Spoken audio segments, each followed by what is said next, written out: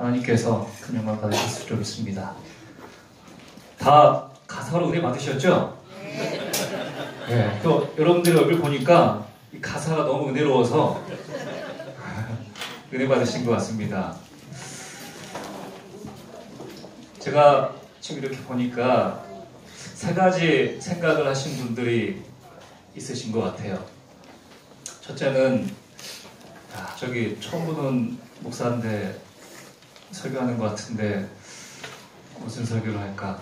아니면 어떻게 설교를 할까? 그리고 궁금하게 생각하시는 분이 계실 것 같고, 또 한 분은 지금까지는 되게 어색하고 이 자리에 앉아있는 게 뭐 남의 집에 와 있는 것 같고 하다가 지금 이 시간 되니까 그래도 지난주까지 듣던 그 말씀을 이렇게 듣게 돼서 그나마 좀 편안하게 생각하시는 분들이 계신 것 같고요.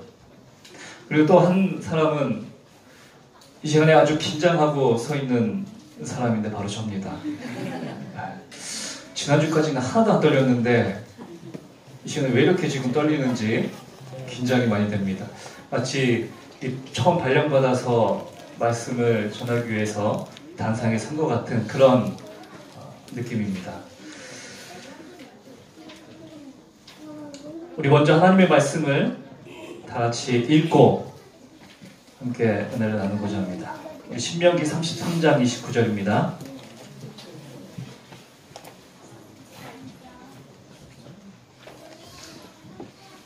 자, 우리 여러분의 성경을 보시고 또 여기 앞에 화면을 보셔도 되겠습니다. 신명기 33장 29절의 말씀 다 같이 읽겠습니다. 시작! 이스라엘이여 너는 행복자로다. 여호와의 은혜를 너같이 얻은 백성이 누구뇨? 그는 너를 돕는 방패시요 너의 영광의 칼이시로다. 내 대적이 내게 복종하리니 내가 그들의 높은 곳을 갈망하리로다. 아멘. 오늘 두 교회가 하나가 돼서 하나님께 첫 예배를 드리는 역사적인 날입니다. 먼저 이 예배를 통해서 하나님께서 가장 크게 영광받아 주시기를 바라고요. 또 여기 계신 우리 모두에게는 놀라운 축복의 시간이 되기를 바랍니다. 오늘 함께 나눌 말씀의 제목입니다. 신명기 33장은 이렇게 시작을 합니다. 하나님의 사람 모세가 죽기 전에 이스라엘 자손을 위하여 축복함이 이러하니라. 모세가 그의 모든 사역을 마치고 정말 안타깝게도 그 사랑하는 이스라엘 민족과 함께 가나안 땅에 들어가지는 못했지만 그의 임종 전에 모든 이스라엘 백성을 향하여 축복의 말씀을 선언합니다. 루벤, 유다, 레위 그 사랑하는 각 지파의 이름을 하나씩 부르면서 마지막으로 축복을 선언하는 것입니다. 그리고 그 축복은 이렇게 끝이 납니다. 이스라엘이여 너는 행복자로다. 이스라엘이여 너는 행복자로다. 여러분 한번 같이 해볼까요? 이스라엘이여 너는 행복자로다.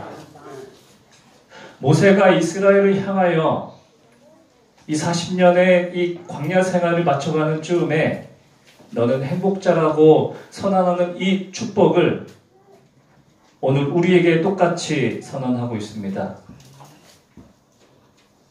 그대들은 행복자로다. 두 교회가 연합하여 함께 예배드리는 그대들은 진정 행복자로다. 이런 거 시키면 되게 싫어해요. 저도 앉아있으면 싫어할 것 같아요. 그래서 옆에 계신 분에게 당신은 행복자이십니다라고 한번 축복의 선언을 해볼까요?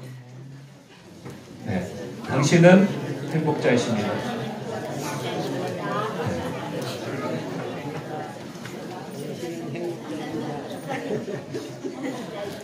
여러분은 행복자이십니다. 우리는 행복자입니다. 자, 그러면 왜 40년의 광야 생활을 마치는 이 즈음에 하나님께서 이스라엘을 향하여 너희는 행복자로다라고 했을까요? 한번 생각해 보시기 바랍니다. 이스라엘의 출애굽 과정을 한번 생각해 보십시오. 과연 그들은 진정 행복한 사람들이었는가? 출발은 아주 좋았습니다. 200만 명이 넘는 대민족의 이동이었지만 그 출발 자체는 설렘으로 가득했습니다. 열째 양이 애굽에 내려지는 것을 보고 야, 이제까지 힘들었던 그 내 삶을 이제야 보상을 받는구나. 낮에는 구름 기둥, 밤에는 이 불기둥으로 인도하시는 그 하나님의 보호하심에 이제는 진짜 우리 인생에도 장밋빛 인생이 펼쳐지겠구나라고 생각했습니다. 사람들의 얼굴에 기대와 소망으로 가득 찼습니다. 그러나 그 기대와 희망은 오래가지 못했습니다.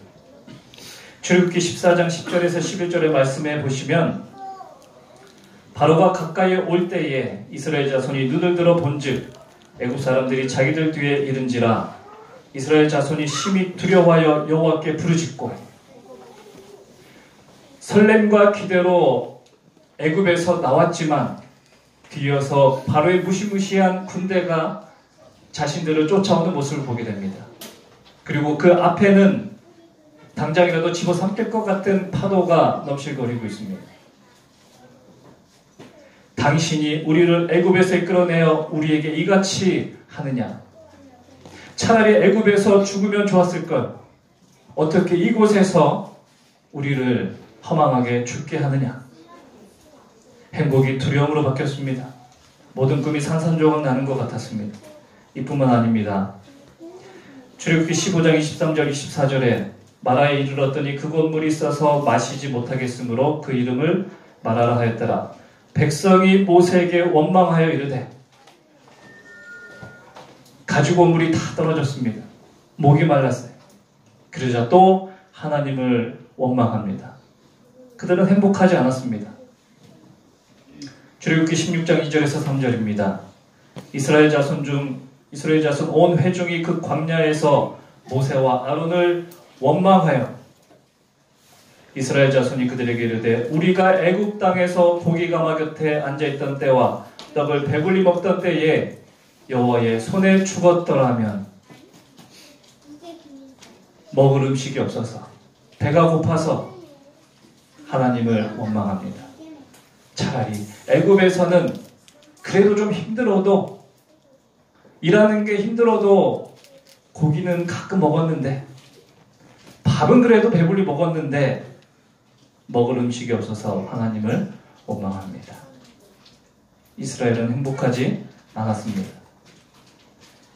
출애굽기 32장 백성이 모세가 산에서 내려옴이 더딤을 보고 모여 백성이 아론에게 이르러 말하되 일어나라 우리를 위하여 우리를 인도할 신을 만들라. 이 모세 곧 우리를 애굽 땅에서 인도하여 낸 사람은 어찌 되었는지 알지 못함이니라. 당장 내 눈에 보이지 않는 지도자 하나님이 보이지 않음을 인하여 이스라엘은 불평합니다. 그리고 그들의 각종 보물을 모아서 우상을 만들고 그들의 새로운 지도자로 세우려고 합니다. 이 외에도 출애굽 과정에서 이스라엘들은 끊임없이 불평하고 하나님을 원망하는 모습들을 우리는 잘 알 수 있습니다. 이스라엘의 여행은 행복해 보이지 않았습니다. 그런데 왜 이 40여년의 이 긴 출애굽 여정을 마치는 그 즈음에 모세는 이스라엘을 향하여 너는 행복자로다라고 말했을까요?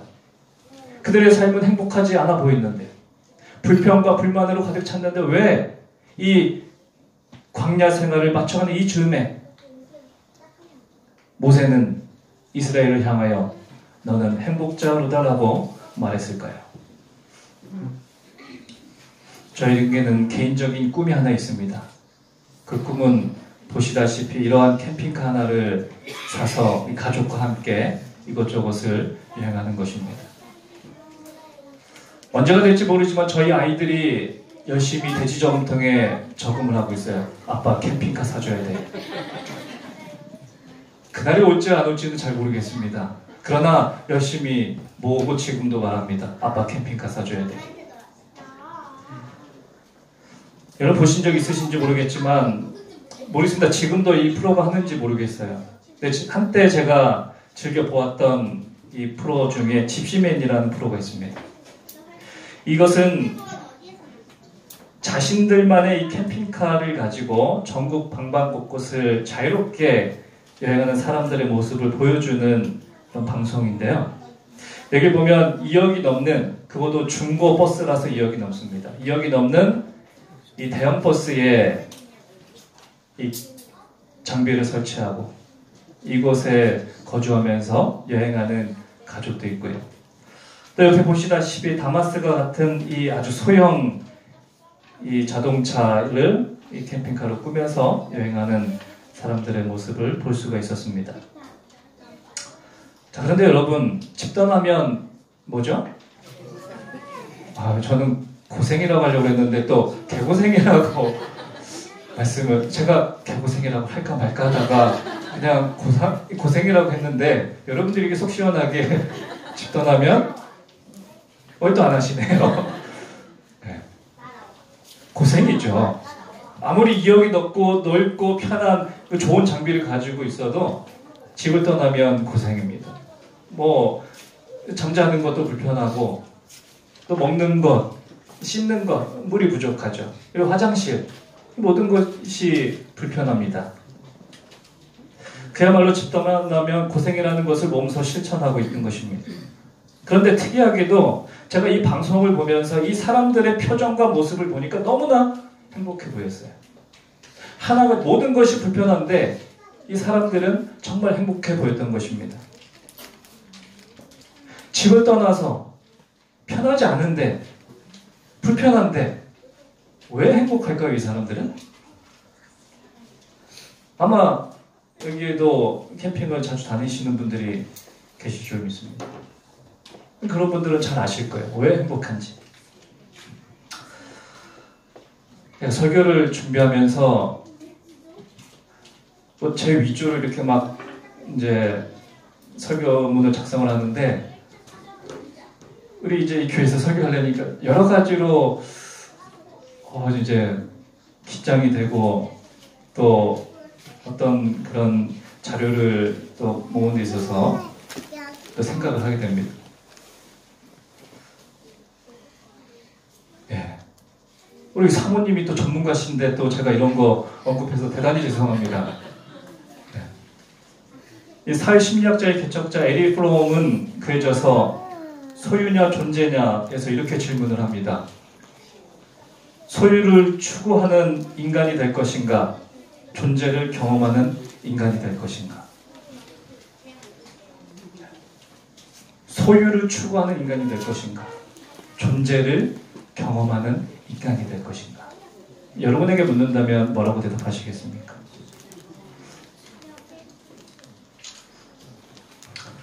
자, 행복하기를 다 원하죠. 그런데 사람은 소유함으로 더 행복할까요? 아니면 어떤 경험으로 얻는 그 행복이 더 클까요? 두 가지 다죠. 네.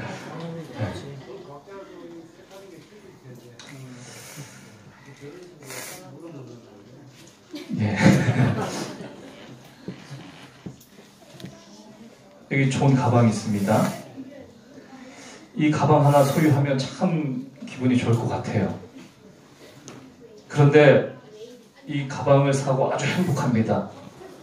그래서 교회를 딱 들고 왔어요. 근데 옆에 있는 집사님이 이렇게 표시된 거를 들고 앉아 계시네요. 물론 여기 있는 거를 제가 더 안 좋고 이렇게 말하는 것은 아닙니다. 대체적으로 열심히 힘들게 고생해서 자동차 한 대 구입했습니다. 2000cc 자동차를 구입했는데, 또 옆에 보니까 친구가 어느 날 3000cc 차를 한 대 딱 사가지고 오는데,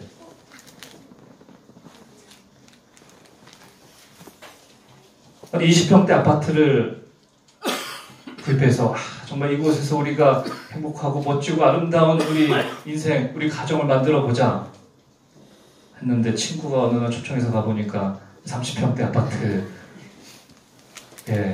살고 있는 모습을 보게 됩니다. 말씀하신 대로 다 그런 것은 아니지만, 이 소유를 통한 행복을 추구하는 삶을 살아간다면 내가 소유한 것보다 더 크고 더 좋은 것을 가진 사람을 만나거나 또 보게 되면은 그 나의 행복감이 사라지거나 없어지거나 또 줄어들게 되는 것이 일반적인 우리들의 삶의 모습입니다. 반면에 경험이라는 것은 쉽게 사라지지 않습니다. 저희 아이들의 사진을 보여드려서 죄송한데 지난주에 저희 아이들이 친구의 도움으로 이 딸기 농장에 가게 되었습니다. 딸기를 직접 따고 맛봅니다. 둘째가 저에게 다녀와서 이렇게 말합니다. 아빠, 이 농장 아저씨가 큰 것만 따지 말고 작은 것도 따래. 제가 이렇게 대답했어요. 야, 그거는 다 너희들 와서 큰 것만 따가니까 싫어서 그런 거야.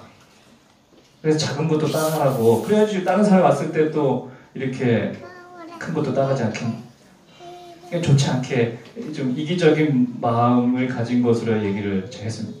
그러니까 저희 둘째 딸이 그래요. 아니야, 큰 것만 따면 많이 담을 수 없기 때문에 작은 것도 따서 사이사이를 비워줘야지 더 많이 담을 수. 목사도 참 이렇게 생각하는데 배웠습니다. 제가 이렇게 생각하면 되겠구나. 큰 것과 작은 것을 적절히 담아야지 더 많이 가져가는 새로운 것을 경험했습니다. 아이들은 세상에서 제일 맛있는 딸기를 지난주에 먹었습니다. 그런데 그 딸기만 따는 것이 아니라 대부분 이렇게 같이 하죠. 이 딸기 잼도 만드는 체험을 합니다. 뭐 다 만들어 보신 분은 아시겠지만 주물럭주물럭거리고 이 딸기잼 만들어서 집에 가져왔습니다. 매일매일 말해요. 아빠 잼 언제 먹어? 제가 말합니다. 빵이 없어. 나중에 먹자. 먹고 싶지 않아요. 근데 이 농장은 특이하게 이 딸기만 따는 체험을 하는 것이 아니라 피자도 같이 만드는 체험을 하는 농장이더라고요. 그래서 이 뭐 도우라고 하나요? 그 빵을 주고 거기다 자기들이 뭐 여러 가지 뭐 올리는 거예요. 치즈도 올리고, 예. 그리고 딸기도 올리고. 저희 아이들이 특정 피자는 잘 먹는데 그 외의 피자는 잘 안 먹어요. 뭐 하나, 뭐 두 개 먹으면 많이 먹는 것 같아요. 근데 이날은 다녀와서 다 먹었다고. 피자를. 왜 그랬을까요? 내가 만들었기 때문에, 내가 경험했기 때문에. 그리고 지금도 그날 다녀왔던 날의 그 이야기를 계속해서 합니다. 또 가자. 그리고 TV로 보다가 딸기 농장에 갔던 어떤 그런 모습이 또 나오면 또 내가 갔을 때 경험했던 것을. 제가 굳이 이것을 보여드리는 이유는 우리 어린이반 가고 싶죠? 안 가고 싶은가 봐요. 가고 싶다고 데려가려고 했는데 다음에 기회가 되면 꼭 가봤으면 좋겠습니다. 이것이 경험이 주는 행복이에요. 이러한 행복했던 경험은 시간이 지나도 계속해서 이야기거리를 만들어내고 또 행복한 그런 우리들의 지난 시간 또 그런 감정을 우리에게 주는 것입니다. 이스라엘 백성들이 출애굽 과정을 통해서 행복하지 않았던 이유는 이것입니다. 그들은 소유하는 것에 행복을 둔 여행을 했기 때문입니다. 물이 있고 없음에 그들의 행복이 좌우됐습니다. 먹을 것이 있고 없음에 그들의 행복이 좌우되었습니다. 그들의 눈에 지금 당장 나를 도와줄 신이 있고 없음에 그들의 행복이 좌우됐던 것입니다. 이 여행을 통해서 자꾸 어떤 것을 소유하기로 원했기 때문에 그 소유하던 것이 사라지거나 눈에 보이지 않을 때에 그 속에 계속해서 불평과 불만이 쌓이고 하나님을 원망했던 것입니다. 그런데 하나님께서는 이스라엘 백성들이 출애굽을 하면서 분명히 알기를 원하셨던 것이 있습니다. 출애굽기 16장 12절입니다. 다 읽겠습니다. 시작. 나는 여호와 너희의 하나님인 줄 알리라. 하나님께서는 이스라엘 백성들이 이 긴 출애굽의 여행 속에서 분명히 나 여호와가 어떠한 존재인지를 경험적으로 알기를 원하셨던 것입니다. 그래서 오늘 본문 함께 읽었던 말씀에도 이렇게 말씀합니다. 이스라엘이여 너는 행복자로다. 왜 행복자냐? 여호와의 구원을 너같이 얻는 백성이 누구뇨? 너희들이 지나온 길을 보아라. 지난 40년 동안 누가 너희를 구원하였는지 분명히 생각해 보아라. 그는 너를 돕는 방패시여. 누가 너희의 방패가 되어줘. 누가 내가 목마를 때 먹을 것을 물을 주었고 배가 고플 때 먹을 것을 주었는지 생각해 보아라.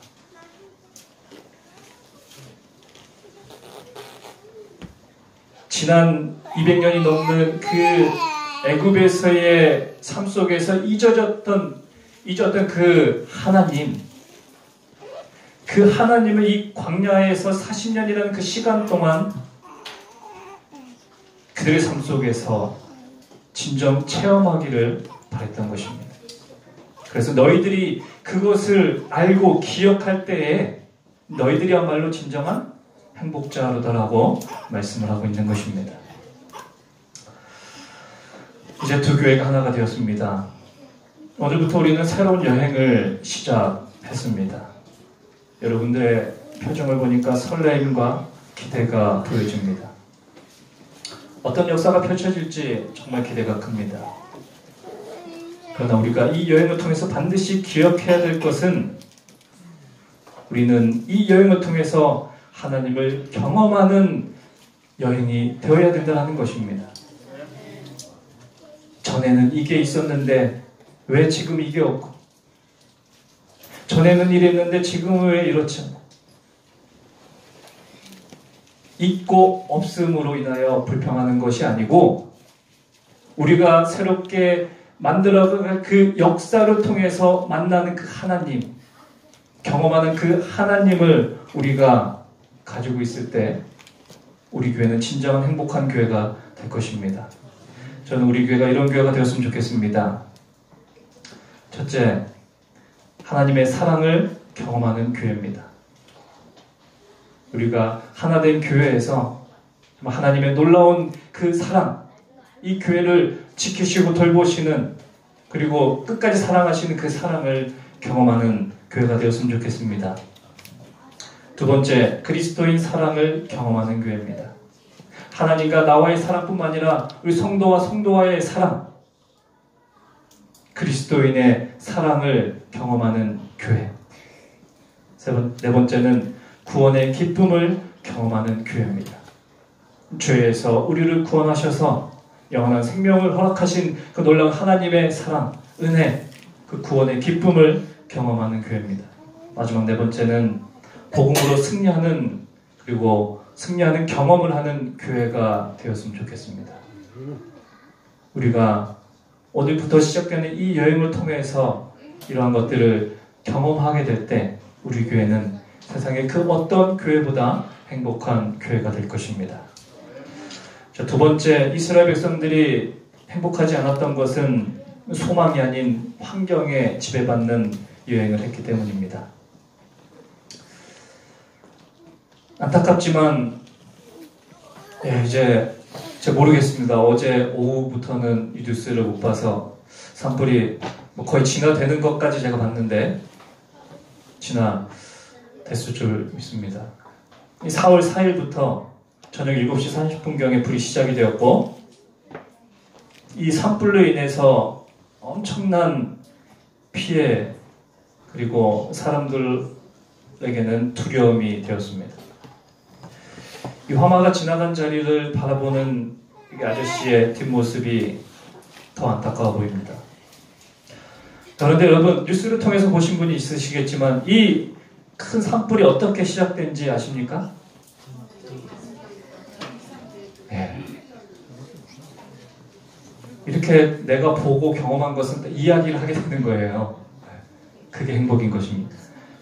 이 토성면 원암리의 작은 마을에 이 전봇대 개폐기에서 시작된 그 작은 불꽃이 말로 정말 되돌릴 수 없는 엄청난 이 산불의 피해로 번진 것입니다. 그런데 이 산불이 어떻게 이렇게 커졌는가 좀 살펴봤을 때 환경적인 요인이 컸습니다. 첫째는 바람이 너무 세게 불었어요. 불을 진압하기도 전에 불은 몇 킬로씩 번져나가는 것입니다. 사람들이 피하기 바빴어요. 아니 그게 맞습니다.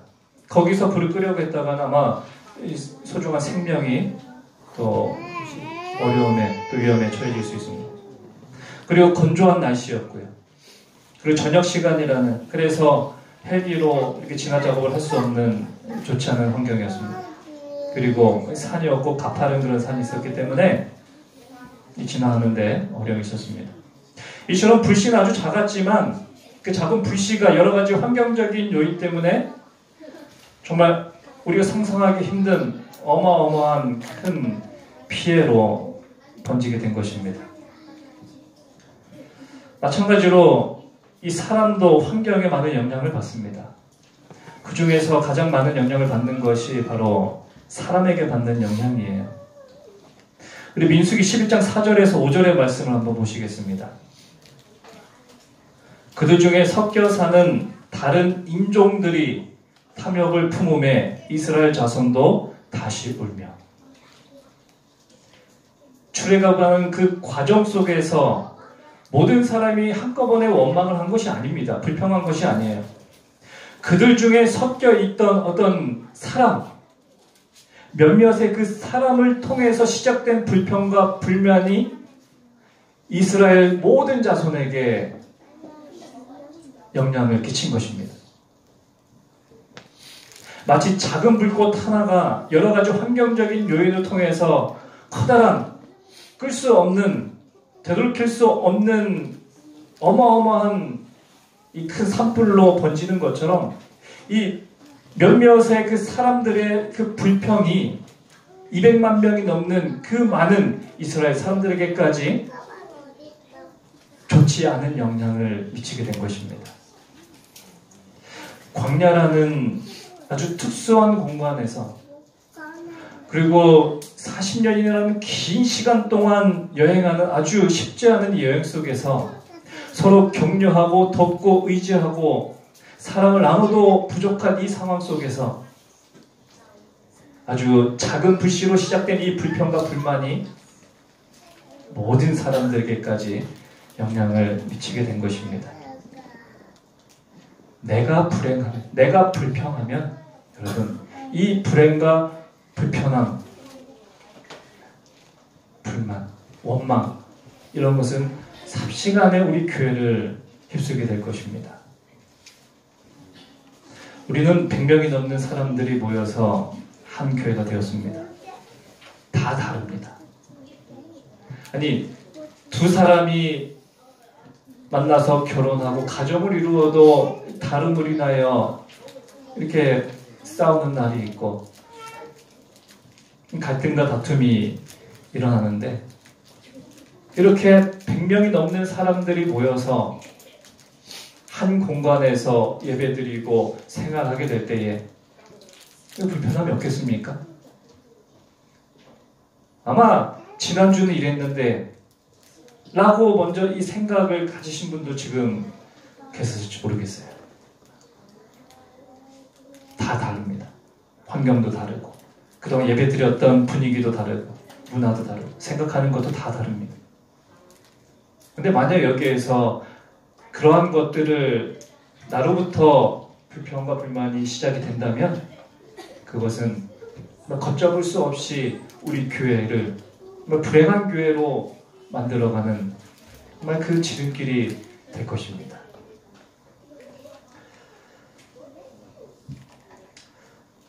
네, 제가 연수 목사님 사무실에서 이 책을 봤는데 아마 혹시 또 소개가 되었는지 모르겠습니다. 이 커넥티드라는 책인데 우리나라는 행복은 전염된다라는 책으로 번역이 되었습니다. 이 책은 하버드 대학의 연구자들이 이 수학과 의학, 과학으로 인간관계의 중요성을 증명하는 연구를 해서 발표한 책인데, 책 제목에서 말하고 있는 것처럼 이 책의 핵심은 바로 행복은 전염된다라는 것입니다.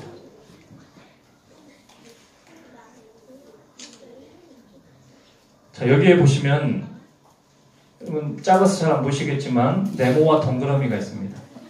네모는 남자고요, 동그라미는 여자를 말합니다. 그리고 색깔은 그 사람의 행복감을 말해줍니다.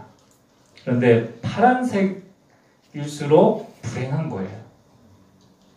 그리고 색깔이 연해져서 연두색, 더 연해질수록 행복한 사람을 표현하고 있습니다. 그런데 여기에서 두 가지 특징을 찾을 수가 있습니다. 하나의 특징은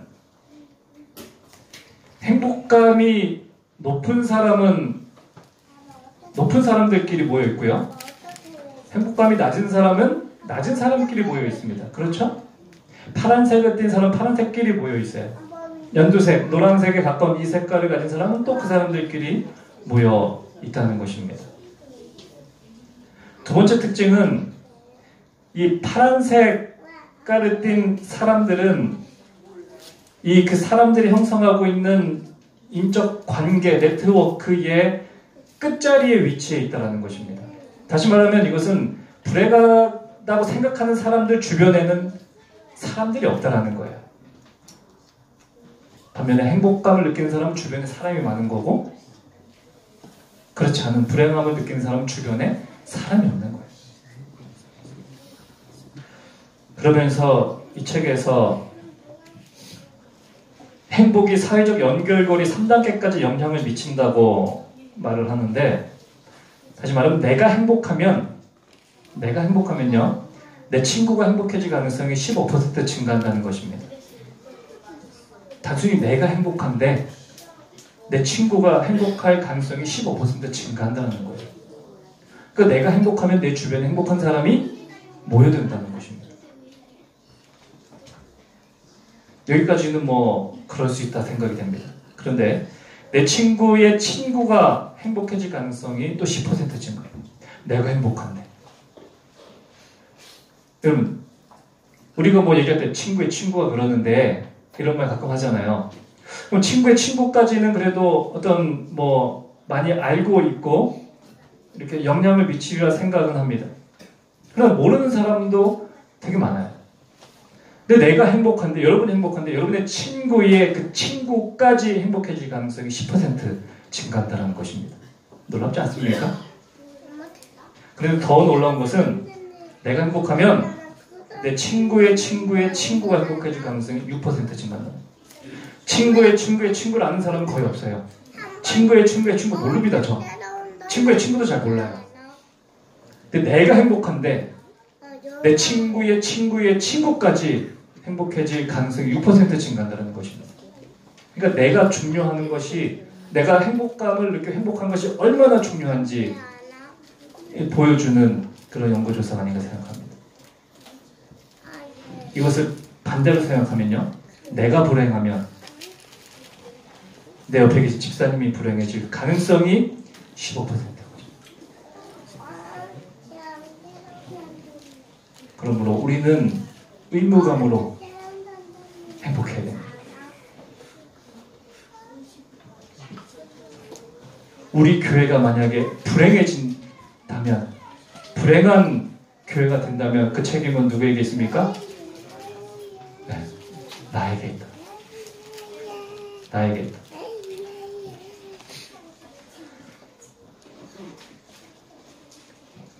우리 교회가 행복한 교회가 되었으면 좋겠습니다. 이 여행을 통해서 정말 행복한 여행이 되었으면 좋겠습니다.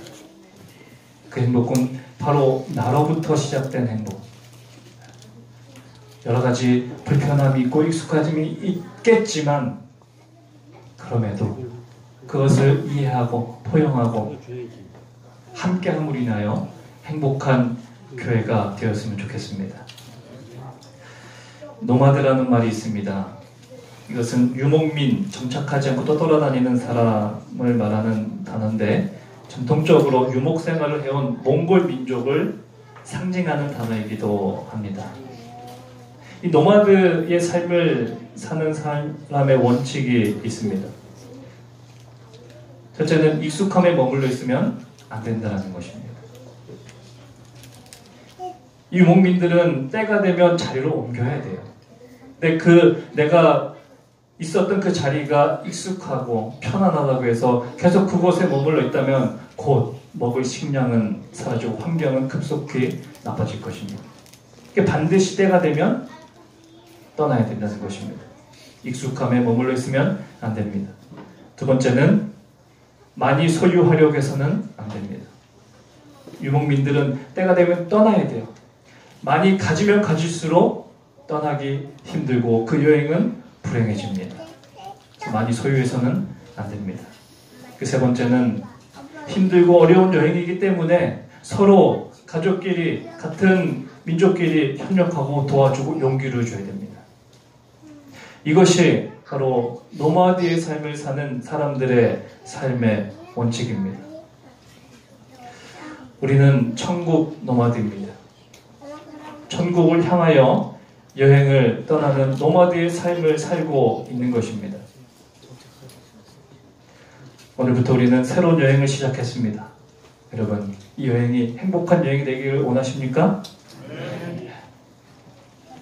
이 여행을 통해서 우리가 정말 하나님을 경험하고 또한 있고 없음으로 불평하고 불만하는 것이 아니라 우리가 정말 행복을 다른 사람에게 전해주는 그런 삶을 통하여 우리 교회가 이 세상 그 어떤 교회보다 행복하고 또 하나님 보시기에 기쁨이 되고 또 좋은 교회가 되기를 간절히 바라면서 오늘 말씀 마치겠습니다. 네.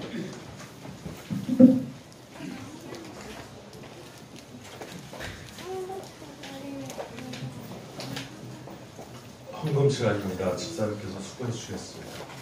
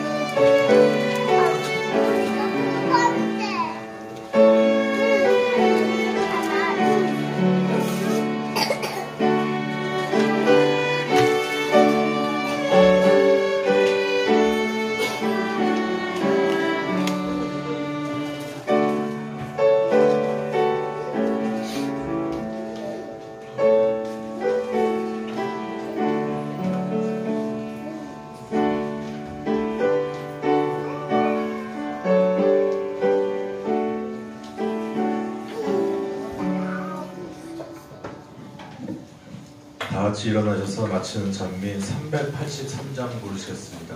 찬미 후에 목사님께서 기도해 주시겠습니다.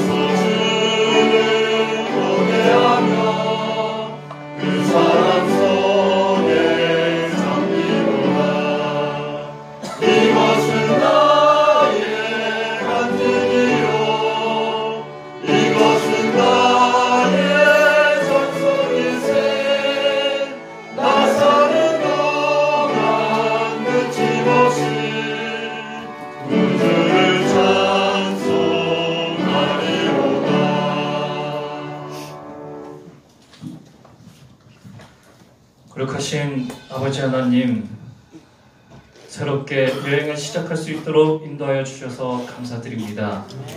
천국까지 향하는 이 여행이 우리들에게 참으로 행복한 여행이 될 수 있도록 우리들과 함께하여 주시옵소서. 이곳에 모인 주님의 모든 사랑받는 백성들에게 하나님의 크신 축복과 은총이 함께하여 주시옵기를 예수 그리스도 이름으로 간절히 축원합니다. 아멘.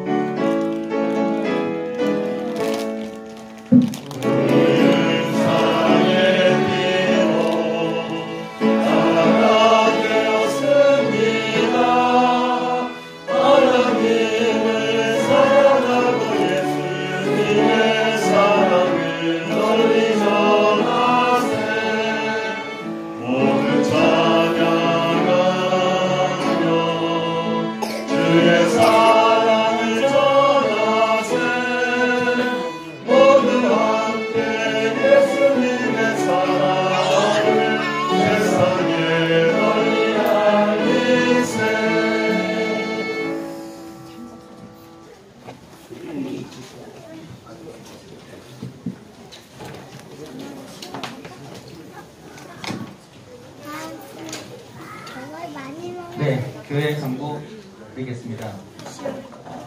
두 교회가 하나가 되어 새로운 목동교회가 탄생하였습니다. 하나님의 축복과 인도하심을 위하여 기도해 주십시오. 교회 통합 교리를 위하여서 예배 직후에 사무회를 개최하게 됩니다. 두 번째, 패밀리 체인이라고 오늘 아침에 나눠드린 일문이 있습니다. 신앙을 아직 받아들이지 못한 가족과 친구를 지역교회와 연결하는 운동입니다. 신청서를 작성 또는 홈페이지에서 직접 신청해 주시기 바랍니다. 담당자는 신재현 집사님이십니다. 세 번째, 패스트 제자훈련 광고입니다. 2단계 기본훈련 과정 수료자를 진심으로 축하합니다. 김경란, 김정환, 리더 김경목, 김경원, 표정남, 김민경, 리더 오기전. 2019년도 1학기가 4월 20일 안식일부터 시작됩니다. 참여를 원하시는 분들은 신재현 집사님에게 신청서를 제출해 주시기 바랍니다. 5월은 충계 배신방이 있습니다. 목회자에게